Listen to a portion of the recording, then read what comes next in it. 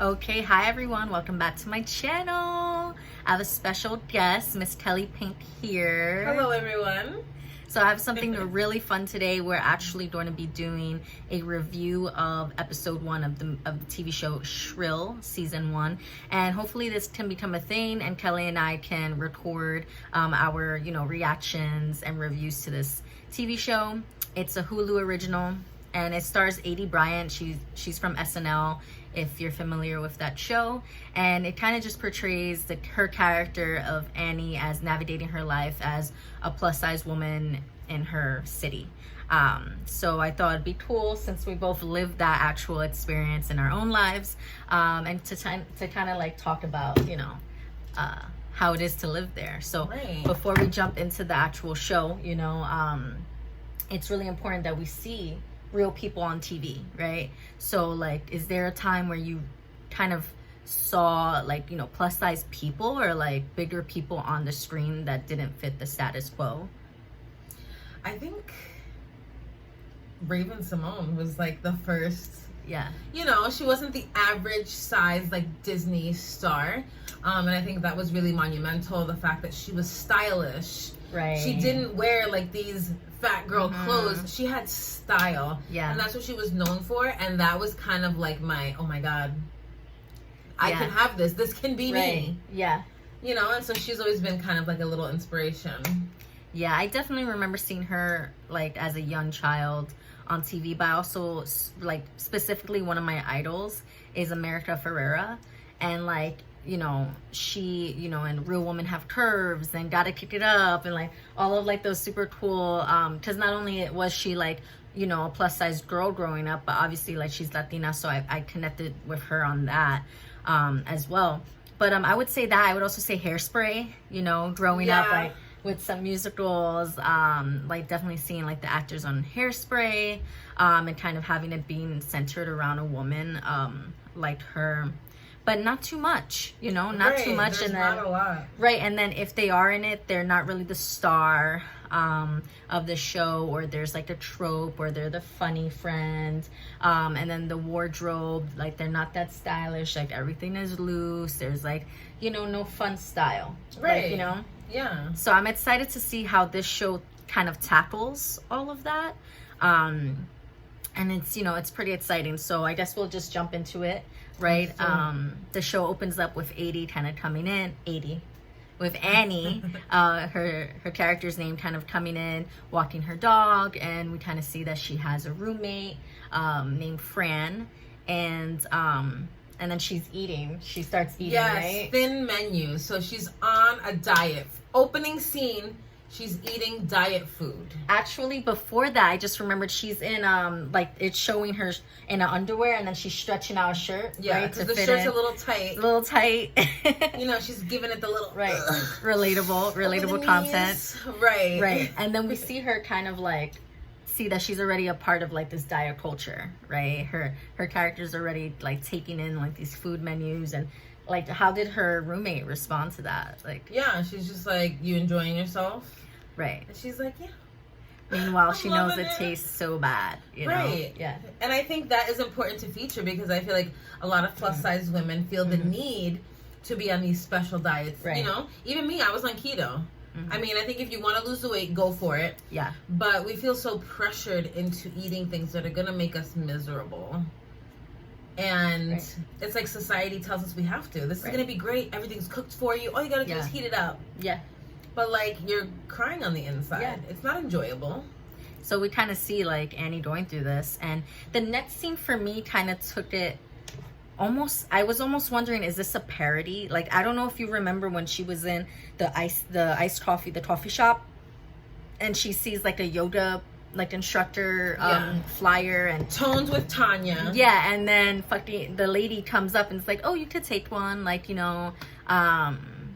I wrote it down what she said, but like she along the lines of, you could be so pretty. Yeah, so she feels her wrist and she's like, your wrists are so small. And I identified with this. Me too. Because I always like, everybody's like, oh my god, your wrists, your ankles, you have such small legs. Oh my goodness.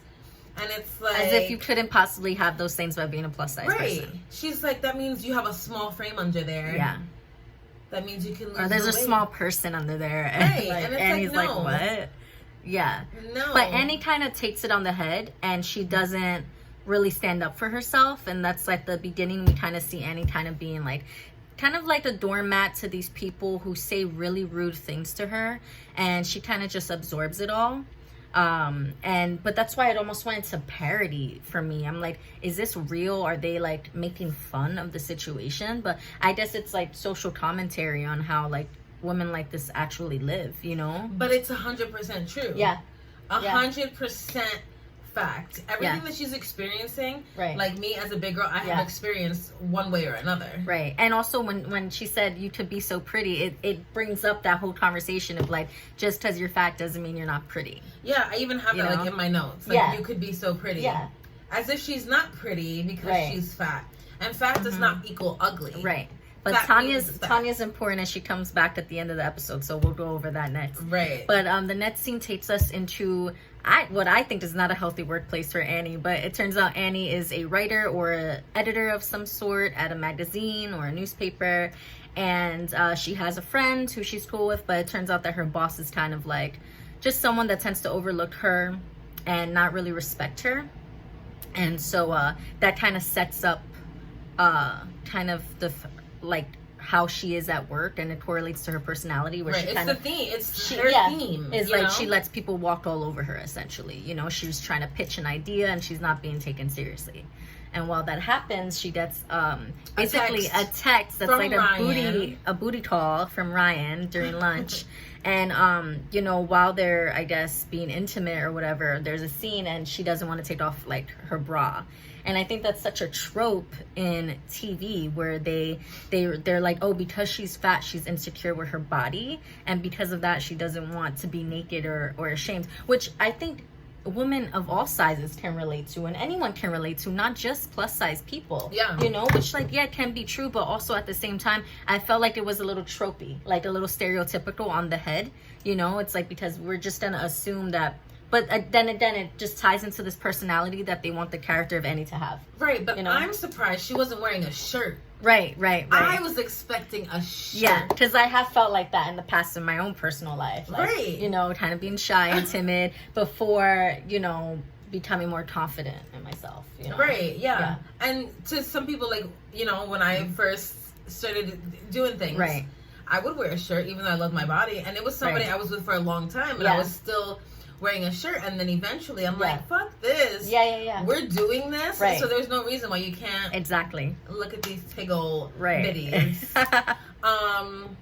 And then What are your at thoughts? a certain point, it's just like, if you don't like it, then we shouldn't be doing this. Exactly. And one of my friends told me in college, when I first started dating, I was like more insecure about my body. Like, my friend was like, you know, they know how you look. Like, they're dating you and they've seen you and they know how you look, you know. And that put a lot of things into perspective for me. Right. You know, because I'm like, why am I feeling like this? Like, the person that I'm seeing already knows how I look. Right. You know? Unless they're like, keep your shirt on, and then you need to walk out the door. Right. But check out the deuces.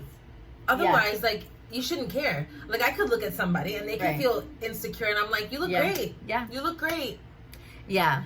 But, you know, we are good people, unlike Ryan, who is Annie's love interest in this episode. And basically, his friends and roommate are coming over, and he actually asked Annie to leave through the back. So it also brings up the story of, like, secret friends and how men don't want to be in relationships with, like, plus-sized women, and we're secrets and shit like that. So, you want to give your take on that? Yeah, thing? I think it was really disrespectful, because the way it's perceived is like, she thinks that they're in a relationship, and to him it's strictly sex. Like, the text to her said fuck, question mark, that's it. No, hey, how you doing, want to come over? It just said fuck. And then the next scene cuts to them just fucking.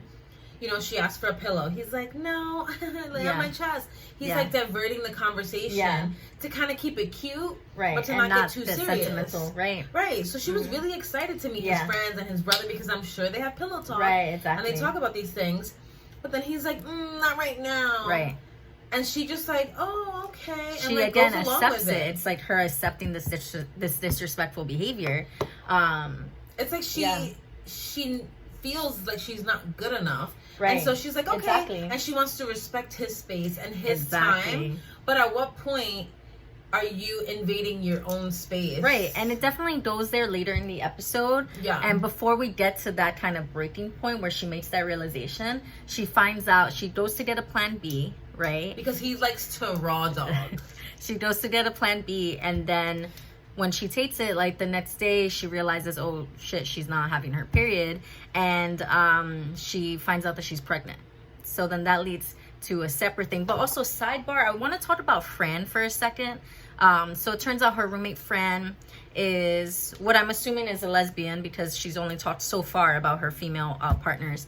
But you know, she's a hairstylist, and one of her clients kind of gives her clothes for in exchange for haircuts, and she offers Annie like this nice red dress, and Annie's like, oh, I don't think I could wear that, you know. But then one thing that I thought was a little tropey, because I think there are a lot of tropes in this TV show, which can be good and bad, but you know, I just watch a lot of TV, so I notice the shit. But like, I felt like with Fran, they were talking about her having multiple partners, and I felt like it was a little tropey of like a lesbian kind of being over sexualized and having more than one like sexual partner. And like, yeah, it's very cool, but I just didn't know how it was gonna go, if it was gonna be like this, if they were trying to like stereotype lesbians, you know what I mean? Yeah. And like queer people in general. So we'll have to see about how that goes throughout the series. But so far, I'm really digging Fran, and I'm actually gonna grow to love her by the end of the episode, which we'll definitely talk about. But now skipping to when she realizes that she's pregnant, she has a conversation with her friend Fran at a bar. So you want to tell us about what happens there? Or They're somewhere like for lunch outside on like a patio. No, I think they were furniture shopping. Oh, okay. Because then she sits down and she's like, can I lay on this couch forever? Oh, maybe, yeah. Right? They were somewhere, but I was focused on like listening, because you know I can't hear that well. So at this point, they are out at like some outdoor like furniture shop. I think it's like a thrift. They're thrifting. Yeah. And while they're thrifting, she's telling Fran about being pregnant, about taking the plan B, about how Ryan loves to raw dog, and how she wants to why would she want to take that away from him if he loves raw dogging? Right. Why she wants to make him happy? Right. And the thing is, she feels like he's not gonna like her. He's not going to continue to have sex with her if she doesn't do what he wants. Right. And this is something that is so prominent in not even like the plus size community, just women in general. Just women in general. Like, you have to sexualize yourself or do things that you don't necessarily want to do to be accepted, or break your boundaries for someone else. Breaking boundaries, because for other people's comfort. Exactly, because she says, and she gets emotional while she's talking to Fran, because Fran, her character is kind of like that rational best friend who's gonna tell you it like it is, even though you don't want to hear it. Right, which Annie really needs at this point, because she's so her self-esteem is just so low, and she talks about, I never thought I could have a family with someone like this that's gonna love me. I never thought all of these things. So it's like, in a way, like, she's almost settling at that moment, and it comes to a point where like she kind of decides, oh shit, okay, am I gonna do this? And we don't know if she's gonna keep the baby at this point, because she's heavily considering it, because she's like, this is it, like, this is somebody who's gonna love me, and if I have this baby with him, like, he's gonna be with me, right? Yep. And then as she's texting him, he's just responding like emojis, and like, my God, not taking it seriously. She's like, can we talk? And he's like, right. And then it kind of transitions now where she goes to visit her parents, and you kind of see a lot of things. Another trope with the mom who maybe is like, wants her to be on a diet, and the mom is like, I'm doing this for us, like, this isn't, this is expensive, because it turns out her mom is also on the meal, on the diet as well. Yeah. But what I did like about her visiting her parents was that she got to see like their fun relationship. Like, even though the dad, he has cancer or something. Yeah, he's on chemotherapy. Yeah. So even though like her dad is sick, her mom is, still making these fat phobic suggestions to her. Like, she sees their love and what they have and how they've been together for so long. And I think she realized she doesn't have that with Ryan. Right. At that point, her eyes are open, and she's like, like, this is beautiful, and this is love. Yeah. And she wants love. Yeah. So I think like that was her breaking point, and I'm so glad she had that. Yeah, and something else too, like, because, you know, honestly, I didn't pick up on that until you just said that right now, and it makes a lot of sense.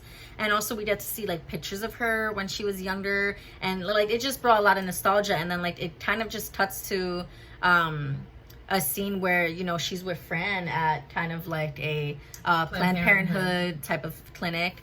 And, you know, she tells Fran, oh, like, they said I can have, you know, a support partner there. Like, will you go in with me? And Fran is like, of course I will.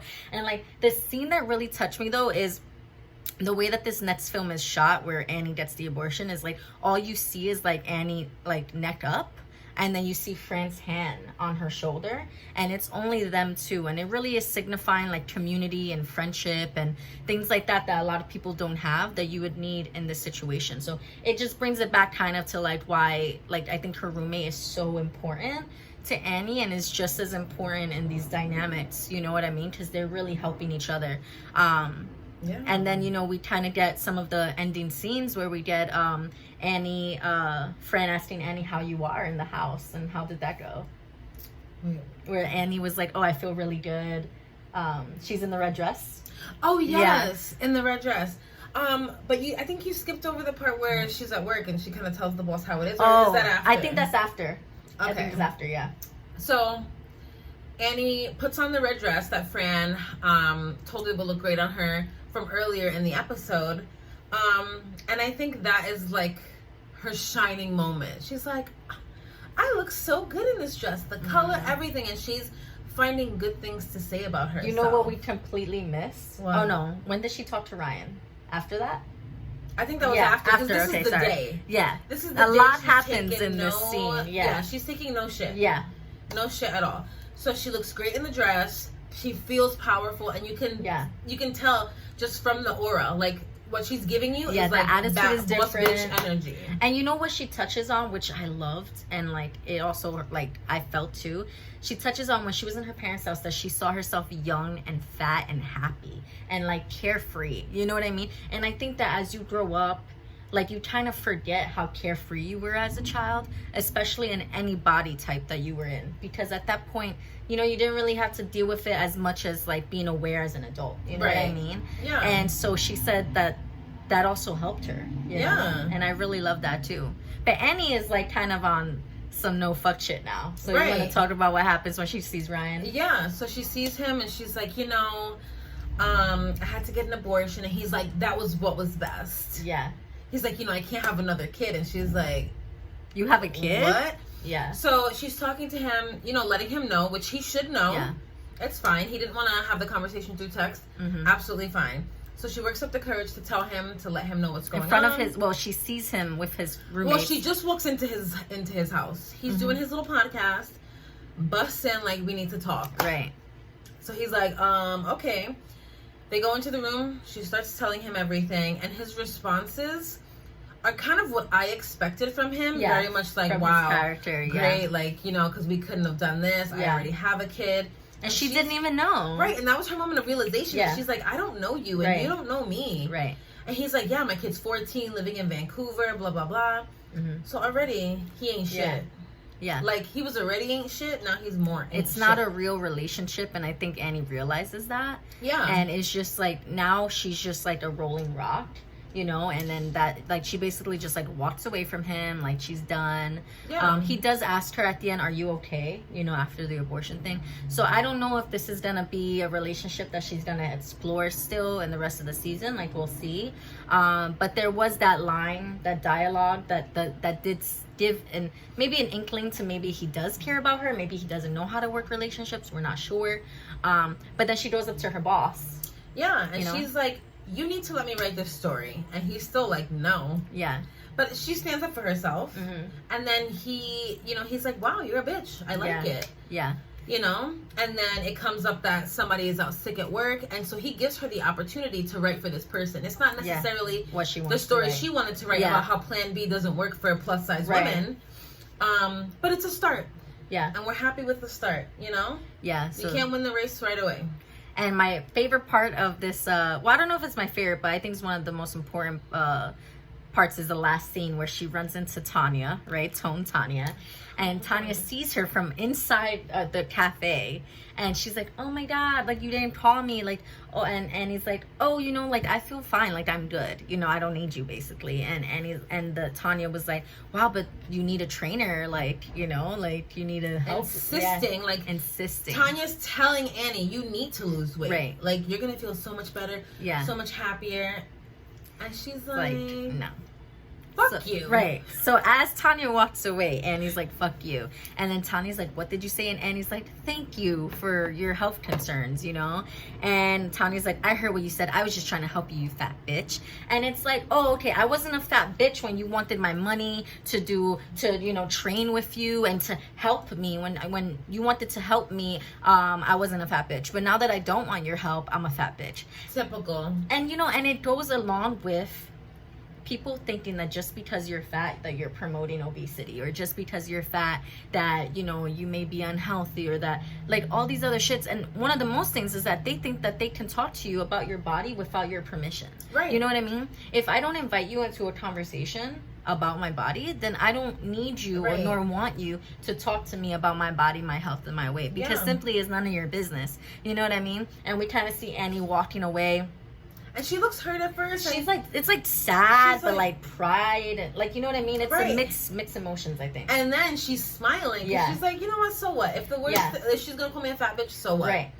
I said what I had to say, and I did what I had to do, and she's not taking any shit. Yeah. So you know what? Call me a fat bitch. Right. Because at this point, like, you could do anything and somebody will call you a fat bitch, because that's all they have to say about you. It's like, that's all you have to say. You know nothing else about me. Right.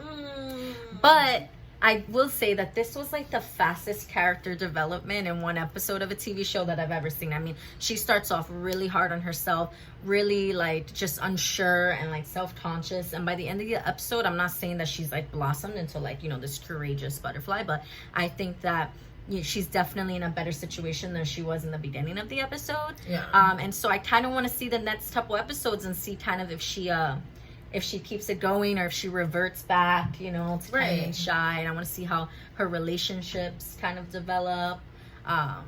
So I'm excited. And this show's only 30 minutes. Like, it's really short, but so much happens in it. And it feels like longer. Yeah, it does. But like in a good way. Yeah. You know what I mean? It definitely feels longer, and I feel like it's kind of like real. Like, it's real life, you know? Yeah, it's relatable. And I think that there isn't much relatability in TV for plus size women. Yeah. You know? And we get to kind of see someone kind of going through the same thing. But also, I think that it also attracts a lot of people who aren't, you know, plus size as well. Because Annie not only deals with, like, you know, being a plus size woman, but just being a woman in general in a world that is constantly neglecting you and, like, doesn't make space for you, you know? Such as, like, her job, that industry that she's working on, relationships, so yeah, I'm excited to see where this TV show goes. Me too. Yeah, I'm glad we decided to do this. Yeah, me too. So we're gonna be watching it when we have some free time, and then I'll just be posting the reviews and reactions kind of as we go. And I think it'll be fun. We're gonna try to do the whole series. So yeah, there's 3 seasons. Yeah, so get ready. You're gonna see us here for a while. Thank you so much. I'm gonna leave Kellie's information down below. Make sure you go follow her. And yeah, I'll see you in the next video. Bye. Bye.